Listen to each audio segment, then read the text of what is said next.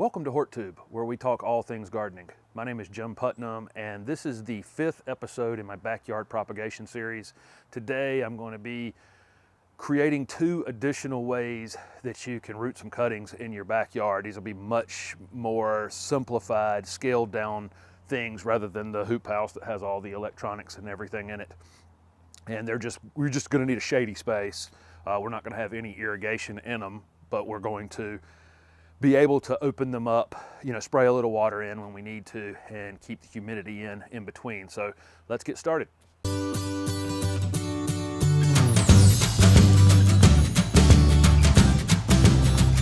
The first of the 2 additional techniques is actually going to just be a trash bag. This is just a tall kitchen trash bag that has the ability to close it up on the end. And I'm going to build a little frame out of a treated 1x2. I think I'm going to need 2 of these to do this. I'm going to be able to slide this little frame into this bag, and that'll allow us to slide our tray of cuttings in without the bag being in contact with the actual cuttings. Create a little bit of a space around that flat. So I just need this frame to end up being slightly larger than a tray. And a tray is typically about 12 inches wide and 18 inches long. In next week's video, I'm going to be showing you the trays I'm going to be using and the soil and that kind of thing. So you'll see that at that time. So I'm going to make this frame about 20 inches long and maybe 14 inches wide. And that way our tray that's 12 by 18 will slide right into this bag easily.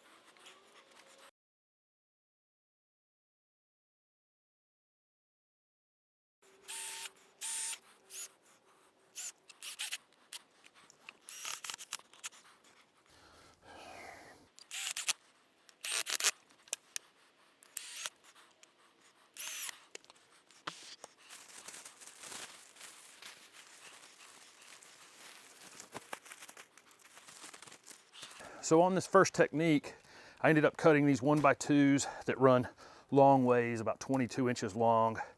The ones running across are 14 inches, and the uprights are about 6.5 inches. I pre-drilled all the holes. These little 1x2s will crack very easily, so I pre-drilled the holes. I used little 1.5-inch screws. They're actually a tad long. They're actually hanging out in here a little bit, but this ends up being about the perfect size for this trash bag. We'll be able to slide our flat directly in the end. I may have to take off this one rail on the top here before we're done. I don't think I'm going to be able to slide the flat through there very easily, so that piece may have to go. But all in all, this should work well. It has to go in a shady space since we're not going to be irrigating it. What I'm going to end up doing with these is occasionally opening them up. I've got a mist nozzle for the end of my water hose. I'll just mist in there and then seal it back up, but it has to go in the shade, so I'm just going to put it under my deck. So the second basic technique I'm going to use is I'm actually just going to use this little hefty plastic bin as a small greenhouse. This thing is clear, so it definitely has to go in the shade. It can't have any direct sun on it. It'll get really, really hot in there. We won't have any kind of ventilation or anything. So again, this will go right beside the other one under my deck. But instead of having it where we're just going to cover a flat, I'm actually going to build a little box that we're going to just set this on top of, and we're going to fill the box with soil and plant directly into it. And then we'll just put this over the top of it. We might put some sort of brick or something on top of it to keep it from blowing off. And then occasionally we'll take the brick off, raise it up, spray with our mist nozzle under it, and then set it back down. And that should work well. So I'm building the little box out of some 1x4s.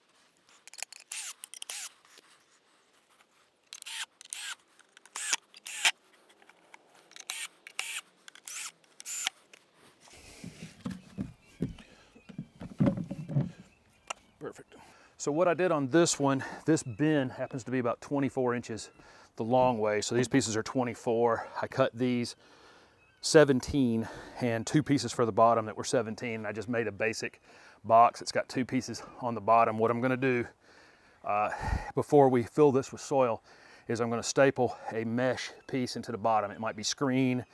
It might be a piece of the shade cloth that we're putting on the bigger greenhouse because the shade cloth is way too big. I may cut a piece of that shade cloth off. I just want something that will drain some water out of the bottom but not allow the soil to wash out of it. So we'll fill it with soil.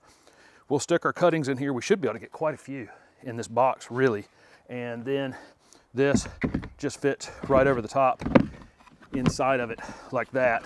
We'll have the box almost full of soil, but we'll leave enough room for this to slide in a little bit, and then we'll set a brick on top of it.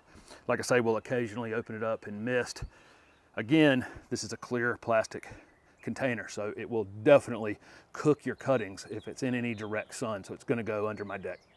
So this will be the 2 additional techniques we're gonna use. I did end up taking out that little bar that ran across the top there, so we'll be able to easily slide that flat in and then cinch up that bag pretty tight, and then occasionally we'll just come in, spray some water in there, and that'll work great. Same thing on this. We'll just be able to raise it up and easily be able to add some water to it. It's under my deck. It's on the north side of my house, so it's not gonna have any direct sun on either one of them. So we've kind of taken that out of the equation. All we've done is basically build a little humidity type of terrarium that should work great for this.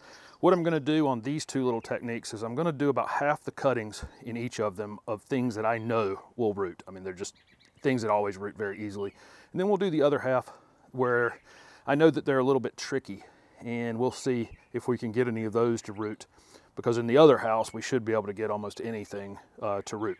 Okay guys, so now we have 3 techniques we're gonna be using once we get started on cuttings. Next week's episode, I'm gonna cover the trays I'm gonna be using, the pruners, the soil, the mixes, what we're gonna be dipping the cuttings in, and all of those things. So, and at that point, we may be a little early to actually get started on cuttings.